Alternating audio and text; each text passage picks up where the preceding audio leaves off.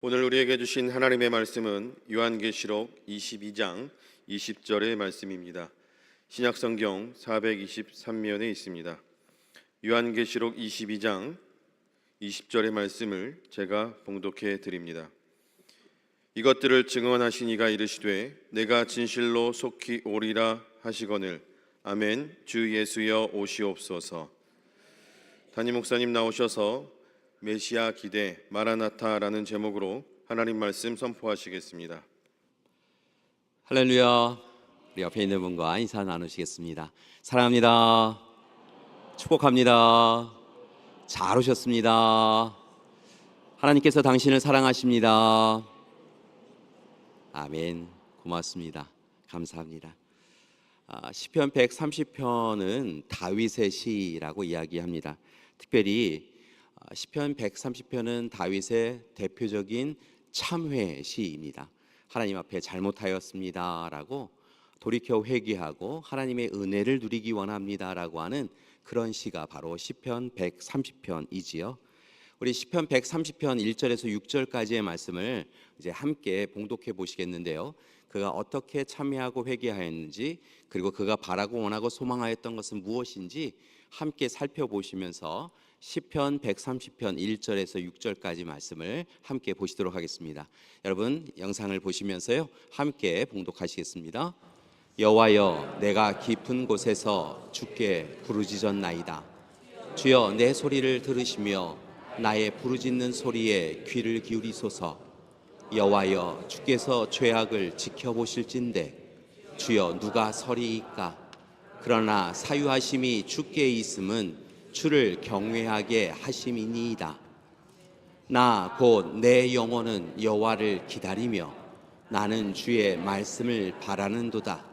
파수꾼이 아침을 기다림보다 내 영혼이 주를 더 기다리나니 참으로 파수꾼이 아침을 기다림보다 더하도다.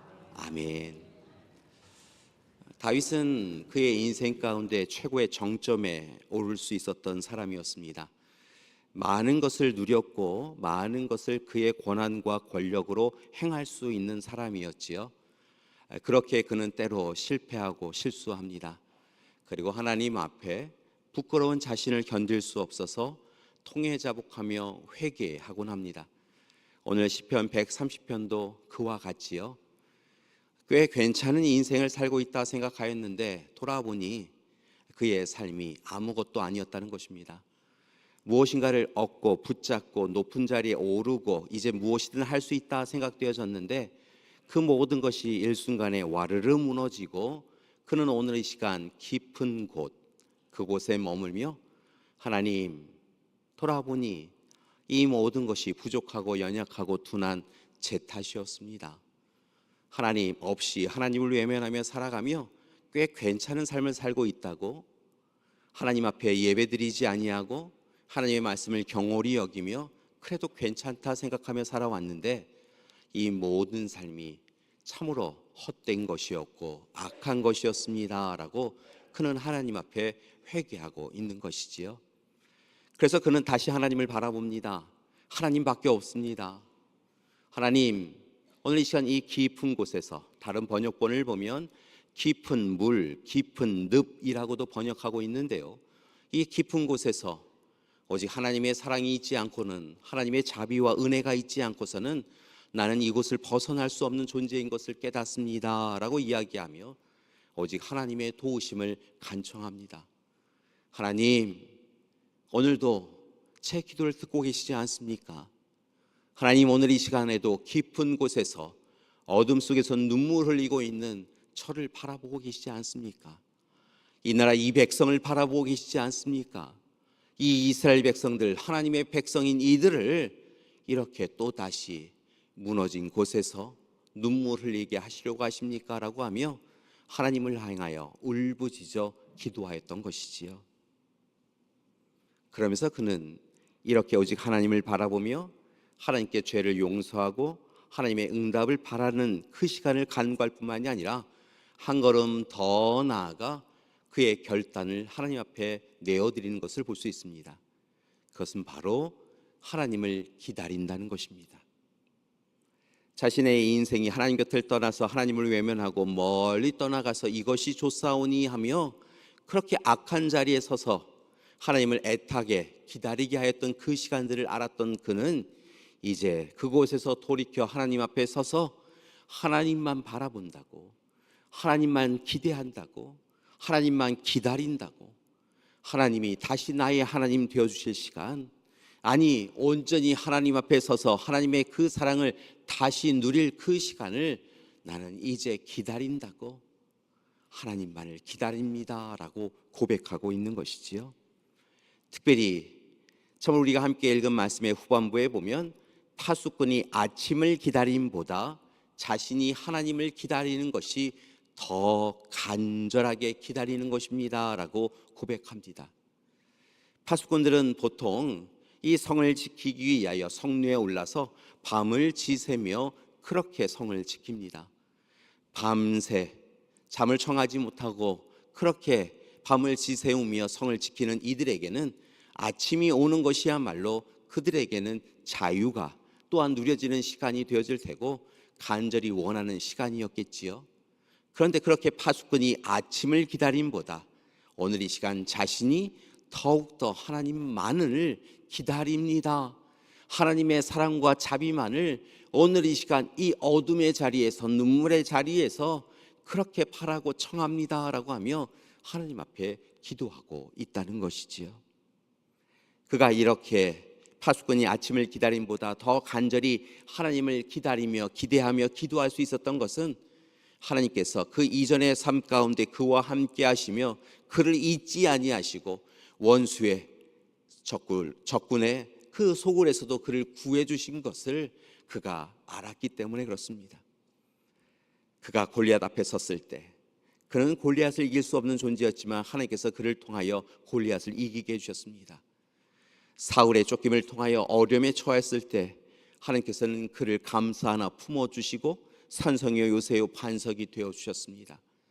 때로 이방민족, 강대한 이방민족으로 인하여 어려움에 처했을 때 하나님 앞에 기도하였을 때 하나님께서 직접 그 전쟁에 참여하여 주심을 통하여 작고 연약한 다윗과 이스라엘을 통하여 크고 강대한 이 민족을 이기게 하셨던 것, 그것을 그는 잊지 않았다는 것입니다. 그래서 그는 오늘 이 시간 하나님을 향하여 하나님을 기다리며 하나님의 도우심을 청하고 있는 것이지요. 그는 그의 인생 가운데 제일 먼저 해야 될 것을 분명히 알게 되어졌습니다. 그것은 다른 것이 아니라 하나님을 기다리는 것, 하나님의 도우심을 기다리는 것, 하나님이 놀라운 일을 시작하시는 것을 기다리는 것, 그것인 것을 깨달았기에 이제 그는 참회의 기도를 드리며 하나님 앞에 하나님만을 기다리겠습니다. 다른 것 다 필요 없습니다. 다른 것 다 기대할 수 없습니다. 오직 하나님만을 기다립니다라고 고백하고 있는 것이지요.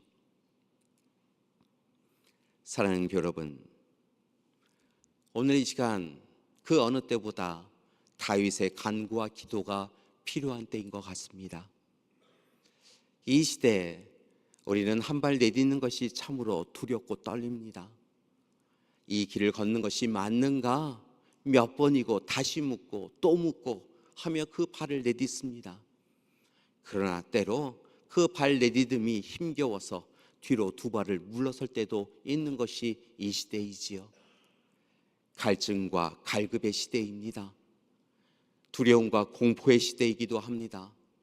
우리의 마음이 어디에 있는지 우리도 알지 못하는 그 시대입니다. 때로는 두 손을 모으지만 무엇을 먼저 간구하고 기도해야 될지도 알지 못하는 시대가 이 시대인 듯 합니다. 그래서 우리가 오늘 이 시간 거하는 곳이 다윗이 거하였던 깊은 곳, 깊은 물, 깊은 늪인 것을 깨닫습니다. 그렇게 오늘 이 시간 우리는 다윗처럼, 다윗의 권고처럼 다시 하나님만을 바라보며 하나님을 기다립니다. 하나님 앞에 다시 기도하며 하나님이 이루실 일들을 기대하며 그렇게 하나님 앞에 섰습니다. 사랑하는 여러분, 오늘 이 시간 두려움과 공포, 절망과 낙심 가운데 있는 분이 있으시다고 한다면 무엇을 먼저 해야 될지, 내 삶은 왜 이렇게 되었는지 답을 청하는 분이 있으시다고 한다면 다시 하나님 앞에 서셔서 다윗처럼 하나님이 우리에게 말씀하여 주실 때까지 기다리고 또 기다릴 줄 아는 여러분이 되시기를 간절히 기도드립니다. 여러분, 오늘 이 시간 기다리는 것이 우리에게 중요한 이유는 그 기다림이야말로 신앙의 처음이요 또한 신앙의 마지막이기 때문인 것입니다.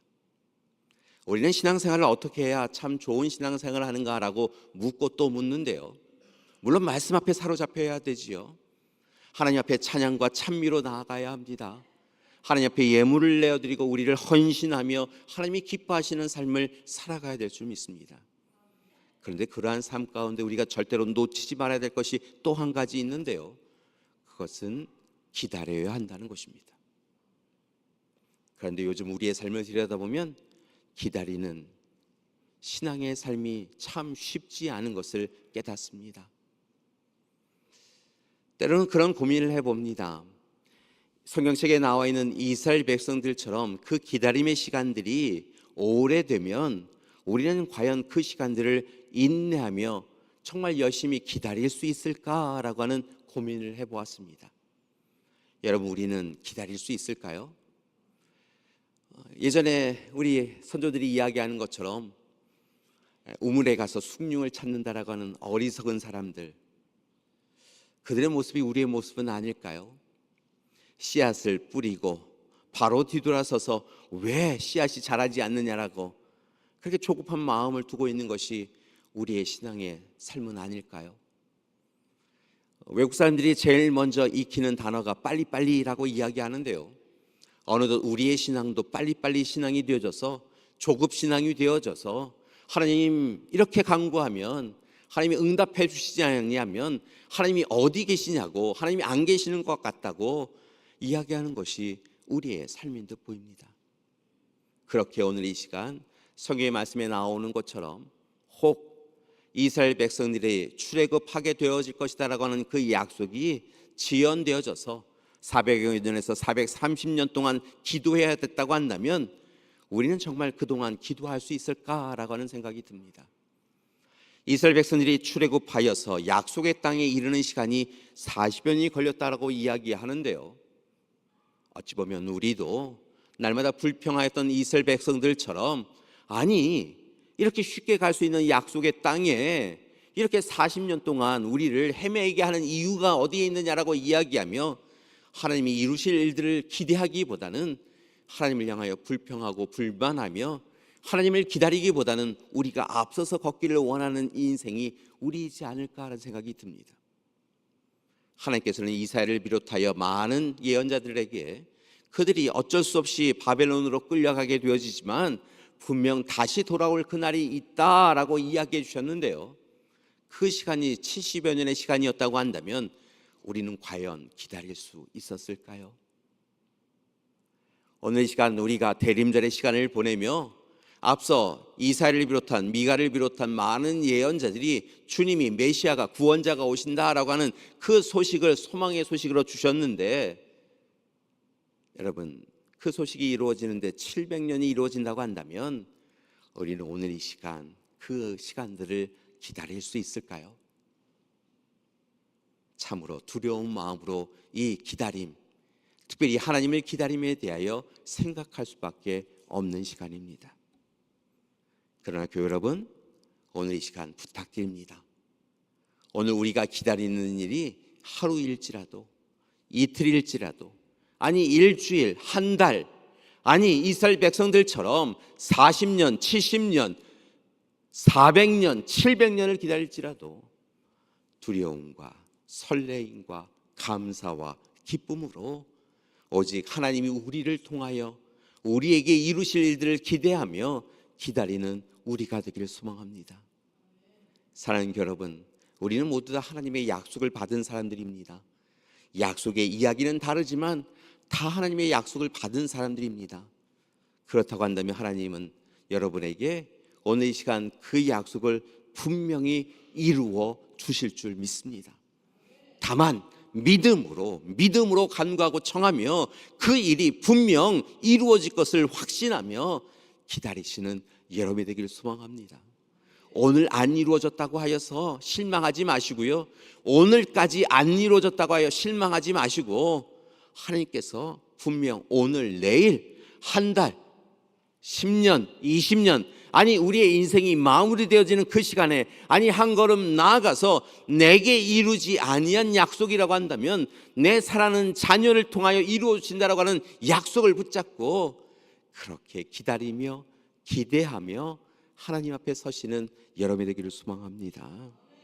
그런 점에서 오늘 우리에게 주신 요한 사도의 귀한 말씀은 귀한 깨달음을 우리에게 주고 있습니다. 요한계시록 사도 요한이 초대교회 공동체에게 절망에 빠져 있는 그 공동체를 향하여 아니라고, 오늘 우리는 두려움과 공포에 아픔과 절망의 시간을 보내고 있지만 하나님께서 분명 구원자를 통하여 우리에게 희망을 전하여 주신다라고 하시는 이 요한계시록을 통하여 귀한 약속의 말씀을 전해주고 계시는데요. 그러면서 이 서신을 마무리하며 놀랍게도 마지막 부분에 모든 이들에게 주 예수의 은혜가 함께 있기를 소망합니다라고 이야기하며 오늘 참으로 귀한 문장을 덧붙이고 있는 것을 볼 수 있습니다. 그것은 바로 주 예수여 어서 오시옵소서라고 이야기하고 있다는 것입니다. 주 예수여 어서 오시옵소서.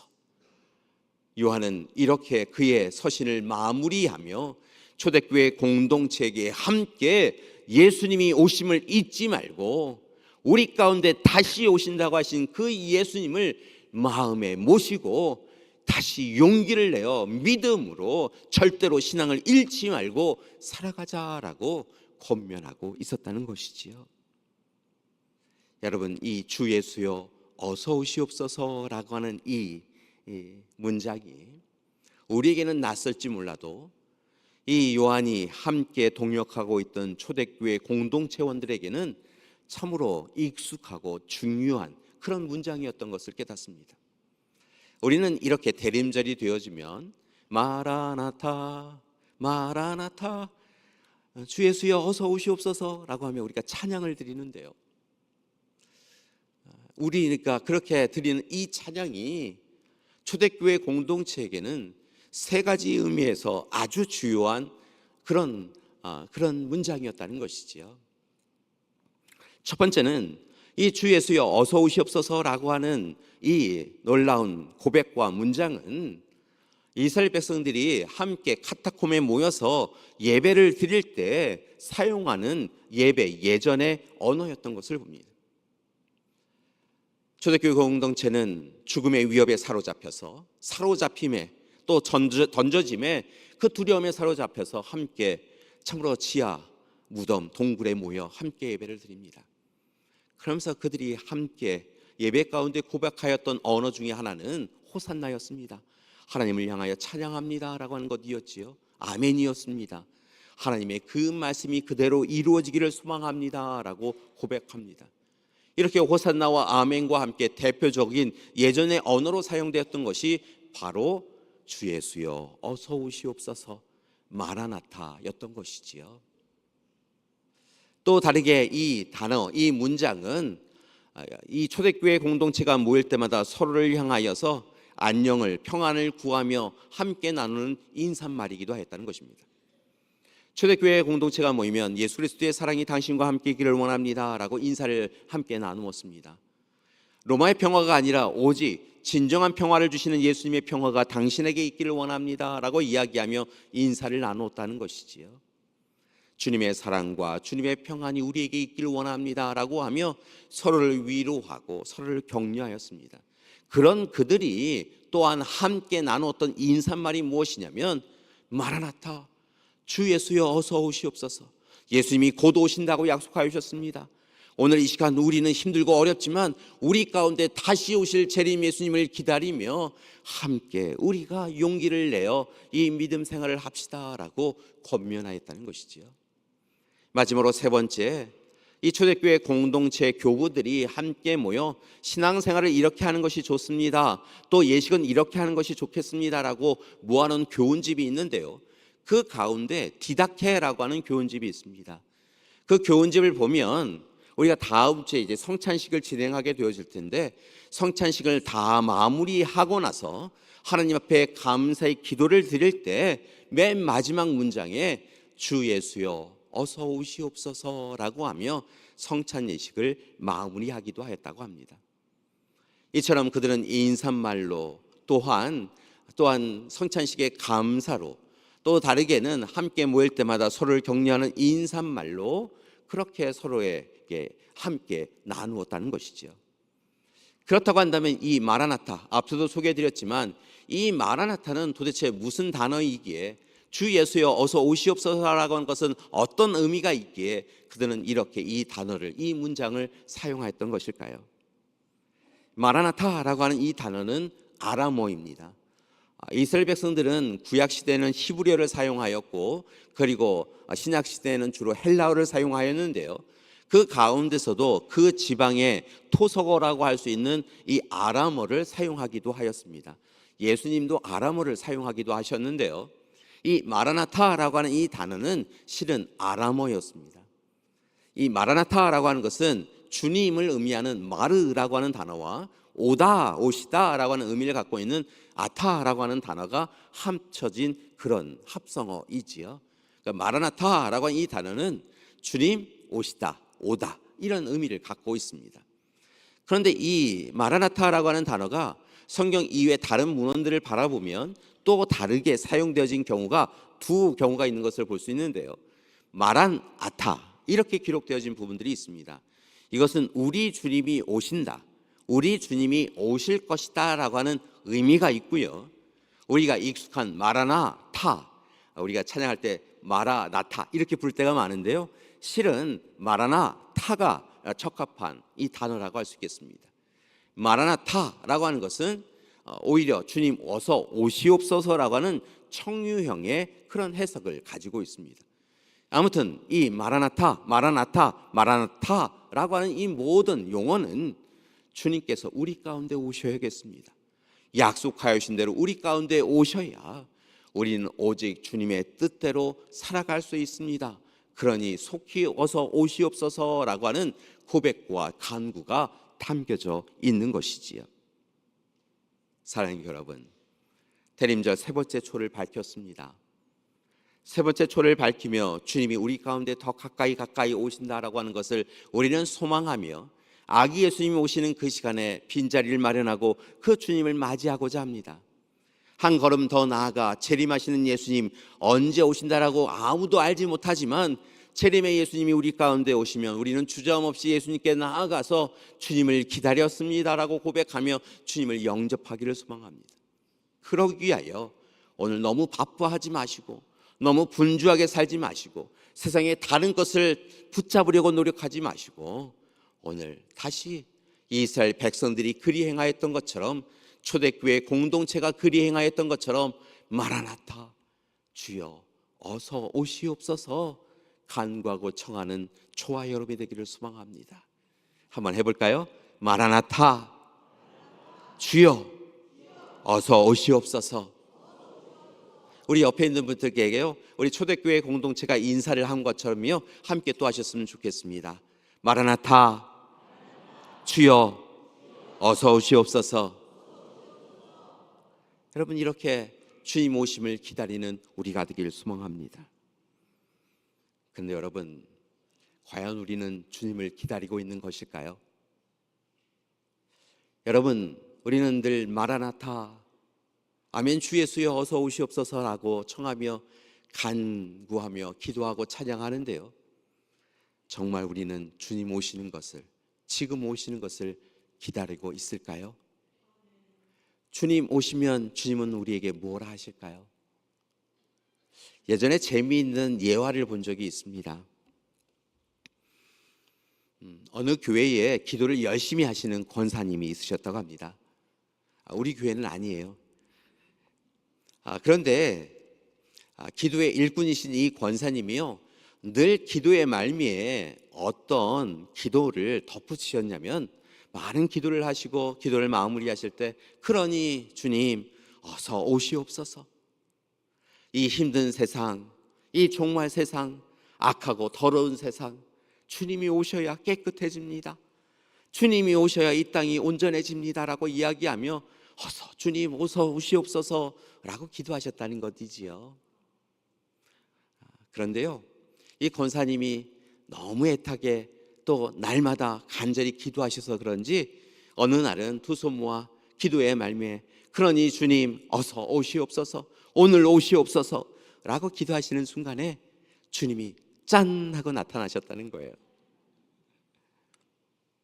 주님이 나타나시는 순간 권사님이요 기도하시다가 갑자기 앞에 빛이 비추고 막 이러면서 눈을 떴더니 주님이 나타나신 것을 알고 주님이라는 것을 알고 깜짝 놀랐다는 거예요. 주님이 네가 간절히 기도해서 내가 왔다 라고 이야기하는 순간 권사님의 마음에 여러 가지 생각이 들었다는 거예요. 그래서 주님을 향하여 이렇게 이야기하기 시작하였다는 거죠. 주님 오실 때는 좀 말씀 좀 하시고 오시지요. 여태 계속 어서 오시옵소서라고 기도하셨는데요, 막상 나타나시니까 말씀 좀 하시고 오시지요. 이렇게 빨리 오시면 어떡해요. 주님도 아시지만 제가 오랫동안 기도하며 준비했던 가게가 내일 모레 오픈해요. 가게는 오픈하시고 오셔야지요. 제 아들이 결혼하잖아요, 이번 주말에. 제 둘째 아들이요 이번에 대학 시험 보고요 원하던 학교에 들어가요. 이 애가 원하던 학교에 가서 대학 생활은 좀 해야 되잖아요. 그리고 무엇보다 어디 좀 가자라고 하면 모른 척하던 남편이 무슨 마음이 들었는지 오랜만에 여행 가자고 하여서 여행 계획 짠 게 다음 주일인데 지금 오시면 어떡해요. 여행은 한번 가야 되잖아요. 다음번에 오세요 라고 하더라는 것이지요. 사랑하는 여러분, 우리는 어떤 마음으로 주님 앞에 어서 오시라고 간구하고 기도하고 있는지요? 혹 주님이 우리 가운데 찾아오시면 주님 아직 때가 아니에요, 아직 더 움켜잡아야 될 것이 있어요, 더 높은 자리에 이르러야 돼요, 오늘 이 시간 내가 다 이루지 못한 거 그거 붙잡아야 돼요, 그러니 나중에 오세요, 연락드리면 오세요. 우리도 혹 마라나타 주 예수여 어서 오시옵소서라고 이야기하지만 정작 주님이 오시면 주님 외면하는 우리는 아닐까요? 사랑하는 여러분, 오늘 이 시간 대림절 주님 오심을 기다리는 이 절기에 정말 간절히 주님 오심을 기다리는 우리가 되기를 소망합니다. 주님이 우리 가운데 찾아오셔서 우리와 함께 하심을 날마다 고백하며 살기를 소망합니다. 주님 오시면 잘 오셨어요 라고 이야기하며 주님 손 붙잡고 이제 주님께 내 삶의 주권을 내어드리고 주님과 함께 동행하면 되지요. 그곳이 이곳이든 하나님 나라이든 그곳이 모두 다 하나님의 은혜의 자리인 것을 깨닫고 그렇게 함께 살아가면 되어질 줄 믿습니다. 따라서 힘들고 어려울 때 마라나타 주 예수여 어서 오시옵소서라고 간구하시고 우리 가운데 찾아오셔서 우리를 용서하고 용납하시고 도우시고 돌보시고 산성이요 요새요 반석이 되어주시는 그 주님을 통하여 담대하게 살아가시는 여러분이 되기를 소망합니다. 오늘 이 시간 주님이 오시면 주님 앞에 부끄러움이 없는 자로 주님이 기뻐하시는 삶을 살아가며 주님이 오셔서 참 좋습니다. 이 세상에 특별한 미련은 없습니다. 주님 앞에 섬이 가장 큰 기쁨입니다라고 이야기하며 설 수 있도록 주님 손만 붙잡고 살아가는 저와 여러분이 되기를 간절히 기도드립니다. 그러기 위하여 오늘 이 시간 헨리 나우엔이라고 하는 영성신학자가 오랜 침묵 가운데 깨달음을 통하여 쓴 글을 우리가 함께 읽어보는 시간이 되기를 소망합니다. 헨리 나우엔은 이렇게 주님 오심에 대하여 고백한 것을 볼 수 있습니다. 우리 헨리 나우엔 이 글을 함께 읽어보시도록 하겠습니다. 주님은 오십니다. 내일이 아니라 오늘, 내년이 아니라 올해, 우리의 비참함이 다 지나가고 난 뒤가 아니라 그 한 가운데로 다른 곳이 아니라 바로 우리가 서 있는 이곳으로 주님은 오십니다. 아멘.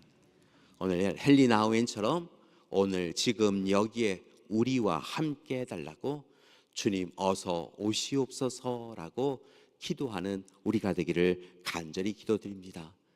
주님이 우리와 함께 해주시면 주님 주시는 기쁨과 감사가 넘치게 되어질 줄 믿습니다. 함께 기도하시겠습니다.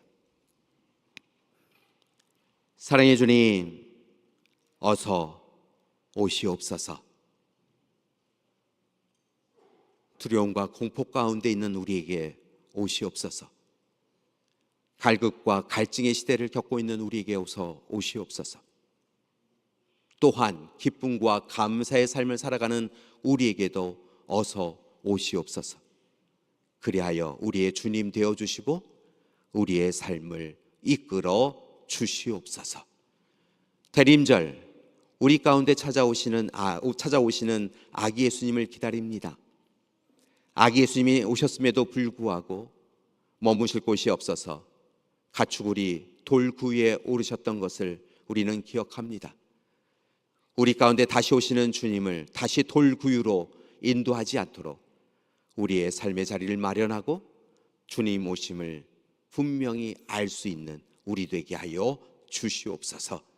예수님의 이름으로 기도드립니다. 아멘.